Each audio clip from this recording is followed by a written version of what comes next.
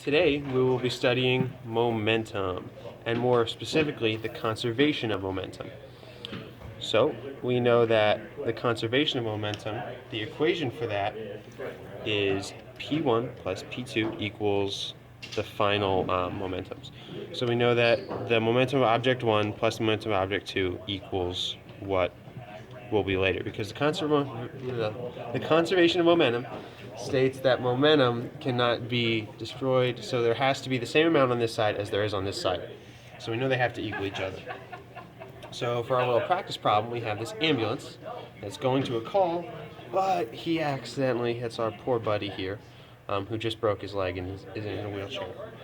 So we know that our poor buddy weighs 150 kilograms. We know that our ambulance is going 4 meters per second and weighs 1,000 kilograms. So on our practice problem here, we're going to put that into the equation.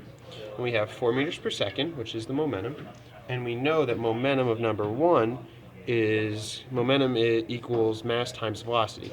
So we have the velocity times the mass of the ambulance plus, which is our P2, the velocity times the mass of this guy, and he's going 0 meters per second because he's just sitting still.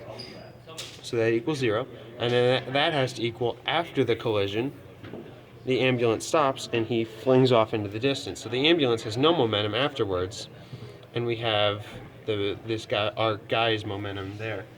So then we find that once you divide 150 over, you get 4 times 1,000 divided by 150. And finally, we find that our guy in the wheelchair, unfortunately, flies off into the distance at 26.6 meters per second.